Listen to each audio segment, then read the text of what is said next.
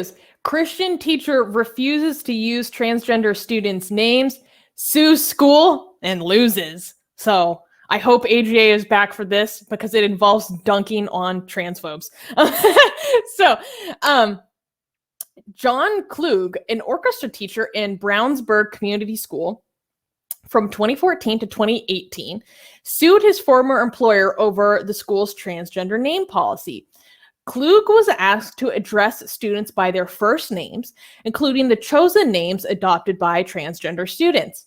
Kluge and 3 other teachers sent a letter to the school's principal stating that, quote, to encourage students in transgenderism is a sin. Kluge was forced to resign in 2018. In 2019, Kluge filed a lawsuit arguing that the school violated his First Amendment rights. The district judge rejected Kluge's argument, explaining that he was at this time a government employee who was instructed to carry out his job. 2 years later, in July 2021, Judge Magnus-Stinson dismissed Kluge's religious discrimination lawsuit. The judge stated that Brownsburg Community School has, quote, an obligation to meet the needs of all of its students, not just the students that were unaware of or unbothered by Mr. Kluge's practice of using last names only. So this is pretty interesting. So I want to kind of expand on some certain points. So back in, I think it was 2018, no, in early 2017, it's when, this is a public school. They came together and discussed how they could make their transgender students feel more comfortable. And they introduced a system where students are more easily able to have their chosen name on school documents so that they will be dressed by the name that, they feel most accurately represents them. They change their first name, very common for a lot of trans people. And they require the staff of the school to use these chosen names. And this teacher was asked to, follow this policy as part of his job, and he refused. And this is when he sent the letter to the school saying, I can't encourage this, it's sinful. And at first, the school and him tried to implement a policy where they tried to work with him partway. And they said, okay, you can only call students by their last name because you technically wouldn't be violating the policy of not calling them by their chosen first name if you only call them by their last name. So they tried that at first. However, this compromise didn't last, and it proved to be ineffective because he had a hard time calling the students only by their last name, or he would do it inconsistently so that it was very obvious that he was only doing it to avoid calling the chosen name of the transgender students.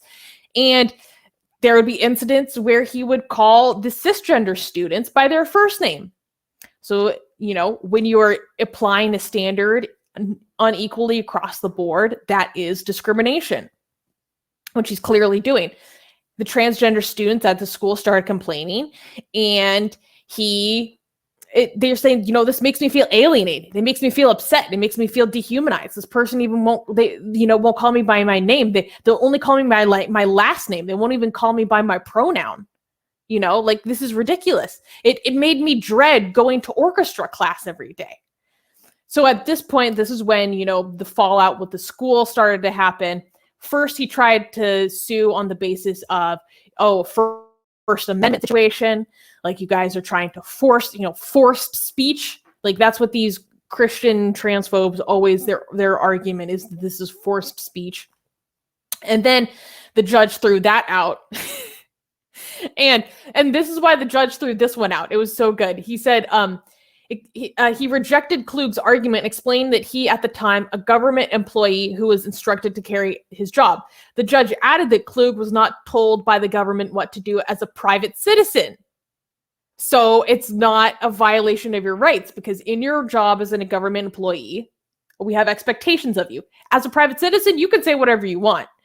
So then he tried to sue the school for religious discrimination, and that's what just got thrown out earlier this month.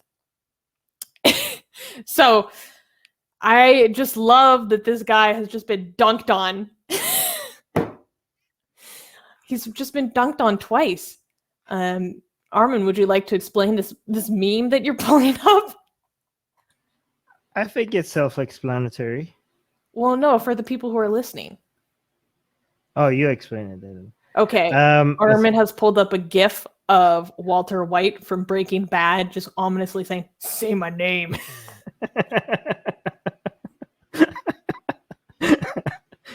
All right. I just want to use this as an opportunity to remind the progressives that you see defending private institutions' rights to have standards without government being able to force them to do something. It's not always anti-progressive, okay? So you can see how it could be helpful, all right? So to tell people like this is an institute. I mean, okay, it's not. You're saying it's not private. It's a public school district. Okay, still, I'm still gonna fight that. I'm still gonna defend their rights to be able to have standards. Whatever institution, you should be able to say it's not anti-freedom. Okay, it's not against your goddamn freedom if an institution tells you that this is not how you behave here. Okay, people are like, my freedom, my First Amendment, what happened to freedom of speech?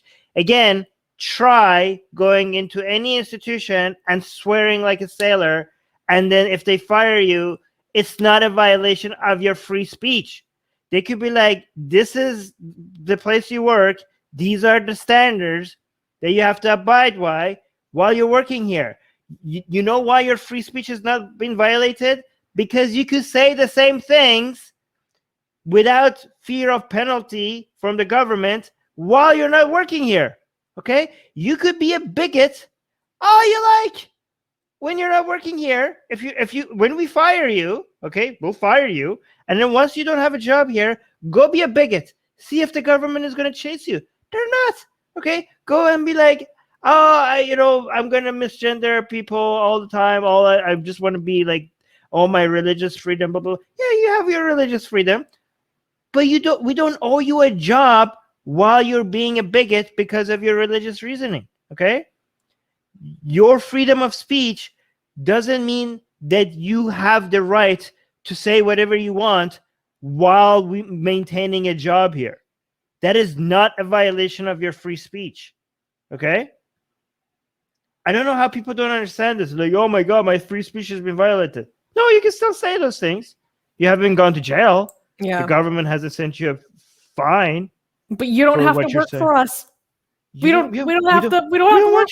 I'm actually amazed that this public school first tried to come up with a compromise with this teacher first. When he proved himself, firstly, he issues a letter to the school just calling it a sin, which, I mean, granted, this is America, like, and in Indiana. So, I feel like I'm making a little bit of an assumption that there is a little bit more of a, okay, we'll try to make things work, instead of like, you're making it very clear how biased you are and that you're unwilling to follow this policy because of your personal beliefs. Like, I don't know. Yeah, I would not want to work with that person. But yes, I just love dunking on fools like this. I don't understand why some Christians think it is such an offense to them, like personally, to just call a trans person, how they experience themselves. Like it's my understanding. Okay, I don't do theology, is that it's not actually, you're not committing a sin if you just call a person how they want to be called. Through that worldview, it's that person who is living, in these skewed gender ideas they're the one committing the sin. They're the one not living according to the biblical gender roles. Like, so what does it matter to you if you just call them what they want? It drives me crazy. But this guy didn't win, so I'm happy.